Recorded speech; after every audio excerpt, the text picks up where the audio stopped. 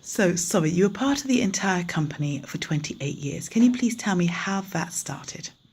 Well, for me, this is when I received a letter from Brenda Hayes, who was the guide commissioner at the time, inviting parents to take part in raising money for an old-time musical.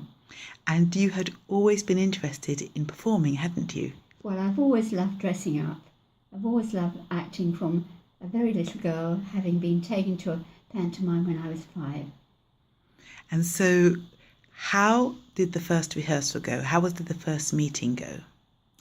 Well, our very, very first meeting was down in George Lane in a church there, which is now no longer there.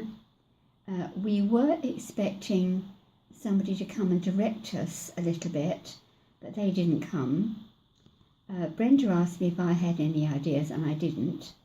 So, although it was lovely to get to know people maybe who you didn't know very well, our next proper meeting would be at Brenda's house. Okay. And she would put forward what the idea she had.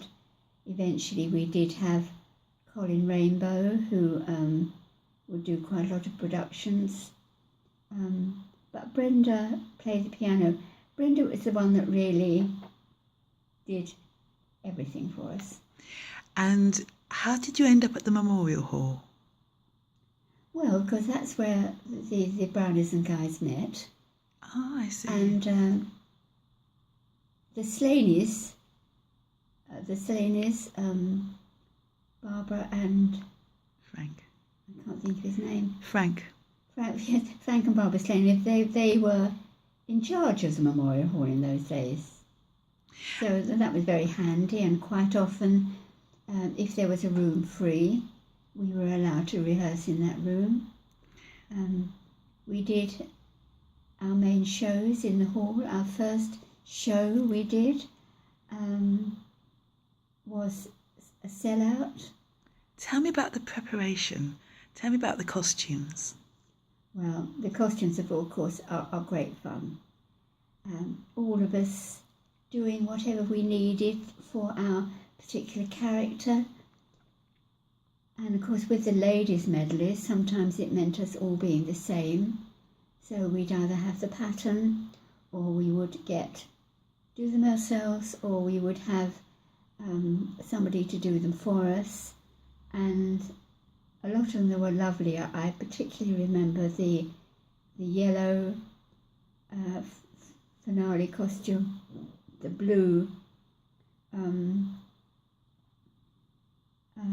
the character costumes, of course. You know, we were very good at dressing up as tramps if necessary.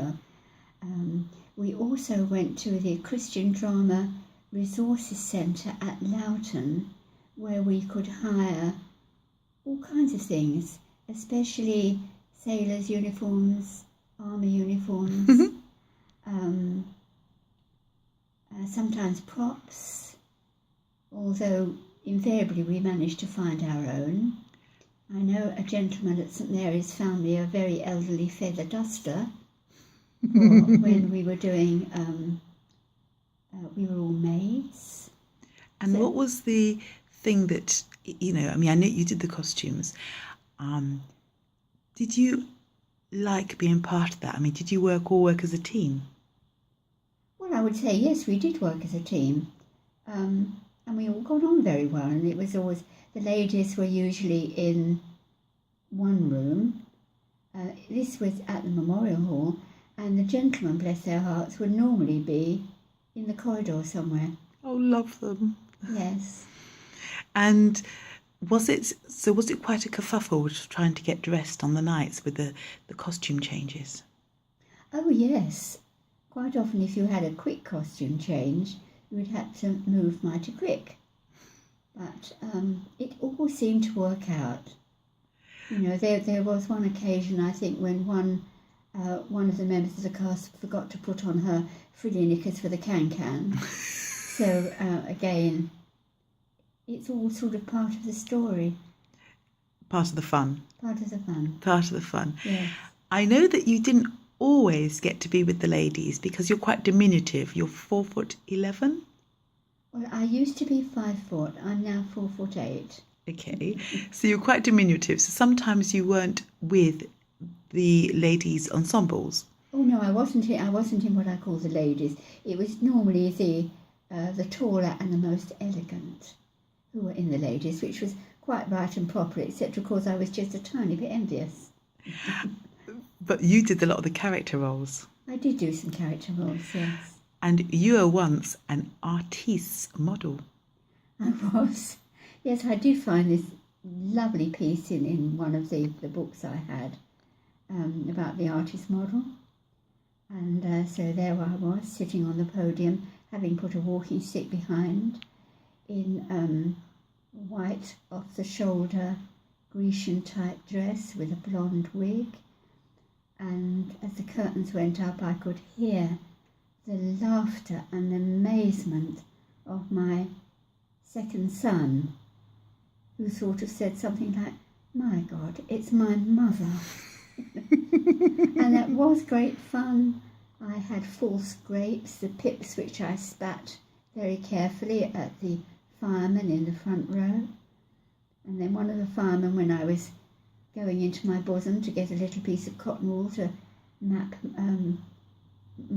put on my nose, he said, "Want a hand?" So great fun, great fun. And so not only did you do that, but you actually wrote some of the pieces. Well, I did. I suddenly found I had this little talent. I've been writing little bits and pieces all my life for my children. But I noticed when we went to one sheltered housing unit to give a show, one or two ladies had to get up very quietly and go outside. So I thought, well, that's a wonderful idea. I could use that. So this is when a little problem was born. So can you give me a little taste of a little problem? I can give you a little taste. She would come onto the stage, looking around aimlessly, when the chairman would say, "Madam, excuse me, we are in the middle of a show. Can I help you?" So she goes over and she whispers in his ear that she has a little problem. So he, of course, immediately says, "You have a little problem?" And then, of course, she launches into the fact that it was one I cannot share. It's a case of in a hurry finding you know where. Oh, I was up there in the gallery, cost me nearly 3. I sang along with Murray Lloyd and I laughed at Bertie B. But then my little problem, the one I cannot name, suddenly came over me, and down the stairs I came. I've had my little problem for quite a while now. It's not getting any better. In fact, it's worse somehow. But I have to do the shopping, and sometimes there's a queue. Well, I stand and wait and stand. Oh, I don't know what to do. But the churchyard's very handy, and there's no one to disturb you. Yet, of course, last Monday week, and who pops up? The verger. Then, of course, there was that time at Linden Lee. Now, that house belongs to Mrs. Moss. You know, she gives the strawberry tea. Oh, it was very nice, of course, with scones and cake and jam. But then I thought, oh, goodness me, what a silly girl I am, sitting there a-chatting, and several times my cup was filled. And I got that funny feeling, even though I'm quite self-willed. Well, I strolled towards the greenhouse, and I sped behind the shed, and there, oh, I nearly died of fright. My face was crimson red. I was looking for a dock leaf. Well, I'd bobbed down on a nettle, and then I saw the gardener in fullest, finest fettle. I forgot my little problem for really quite a while, but never shall I quite forget his truly saucy smile. Then there was the outing of the Ladies' Sewing Guild, We had a motor charabanc and every seat was filled. But with my little problem, we had to stop, of course. I couldn't see through the hedge. I thought it was a horse. Mortified, I scrambled back to the farmer's raucous roars.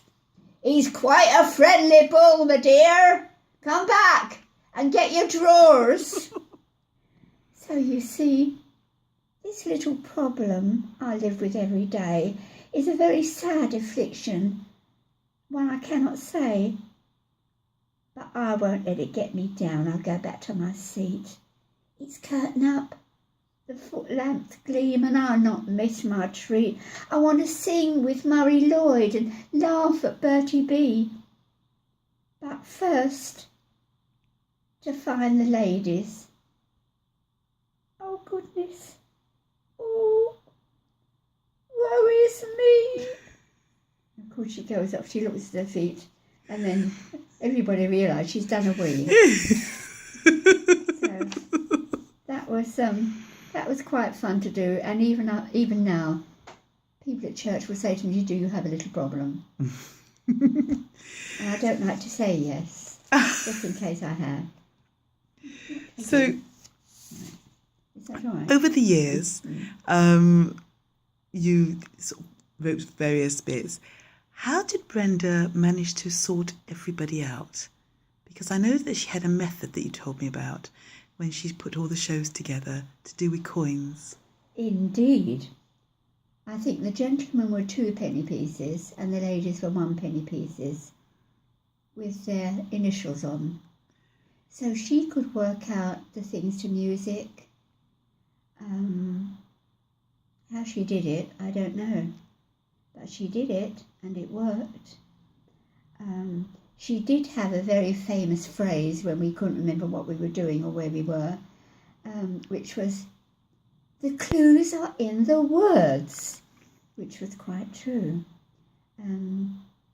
It was amazing what she did, and of course we all loved her and respected her.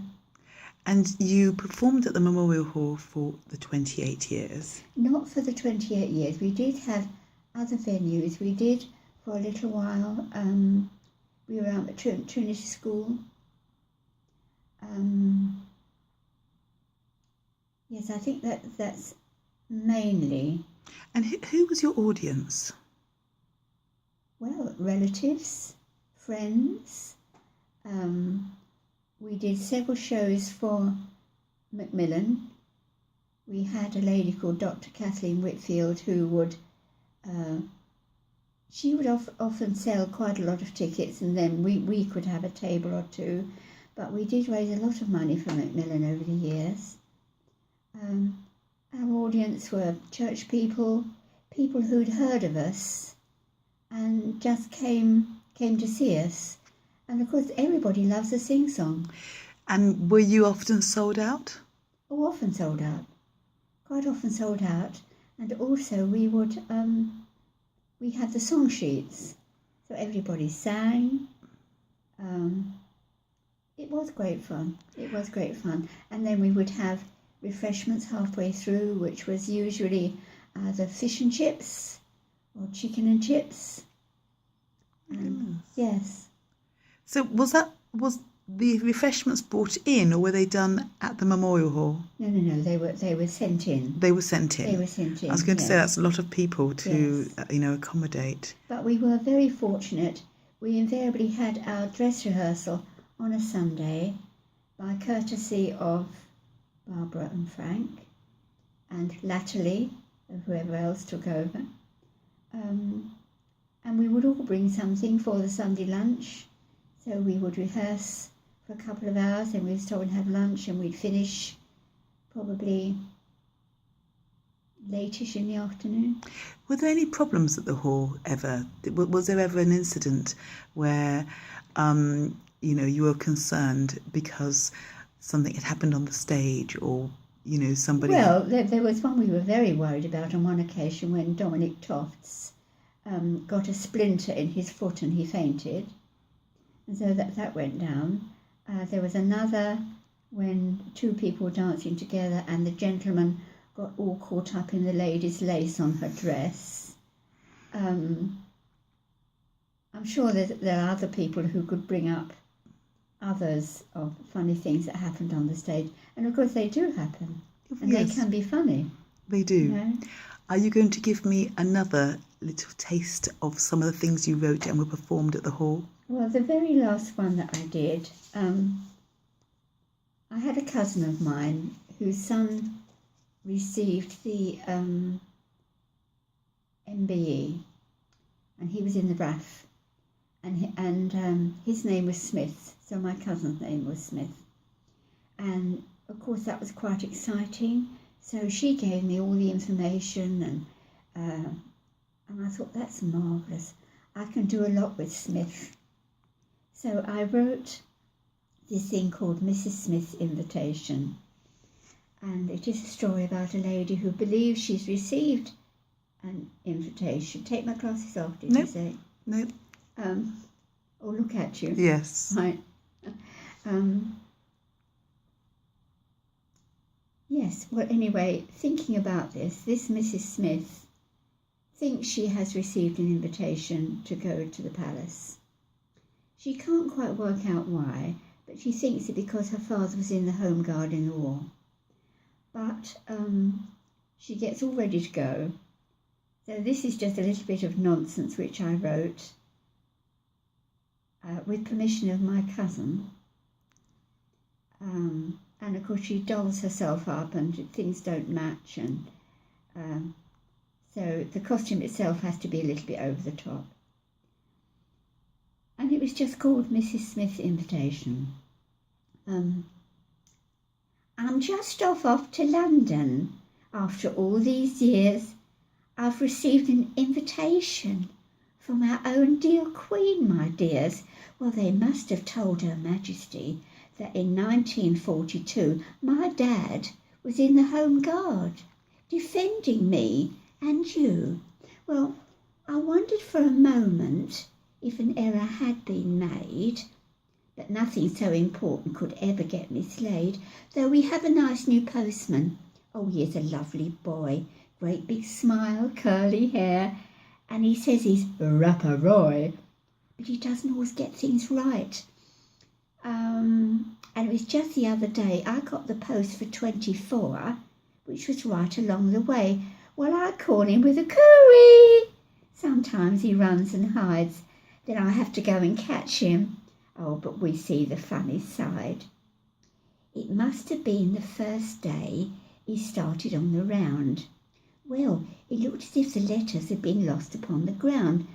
Then I saw this envelope, and printed on the cream was Office of Lord Chamberlain. Important, it would seem. Well, I did wipe off a bit of mud, but you couldn't really see the writing very clearly. Oh, but I'm sure it was for me. There is another Mrs. Smith. She's the one at 24. But I was known as Evie Smith all throughout the war. Oh, you see her in the papers. Wears this great big chain. She's no idea of sense of dress, and I think she's rather vain. She's always raising money, and she's got an OBE. Well, I don't know what that stands for, but it doesn't worry me. Well, I opened up the envelope, and there, in black and white, was the Lord Chamberlain is commanded by Her Majesty to invite Mrs. Evelyn Smith to a party in the garden at Buckingham Palace, 4 till 6. Oh dear, I beg your pardon. Then there was this leaflet on general information, your own car parking label and the destination. Acknowledgements are not required, but if you cannot come, return your coloured personal card to London Southwest 1. Cameras are not allowed. Oh, but they won't search the guests. I've got a little throwaway tucked underneath my vest. Let me just turn over my page. I'm just checking my words. I've been practising my curtsy. Oh, so pleased to meet you, Ma'am, and if I may say, you wear your clothes with such a grace and charm.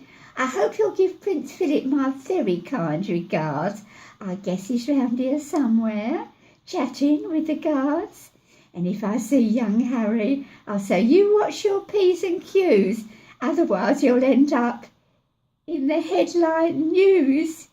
God save our gracious Queen, long live our poor Queen. God save the Queen. Oh dear.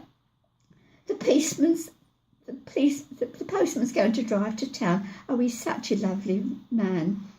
And he has stuck a Union Jack on each side of the van. But first we're going to the George for a celebration drink. And of course, I'll tell the press about my very royal link. But I'll just pop up and put the post for number 24. Then I'm off to see our own dear Queen and knock upon her door.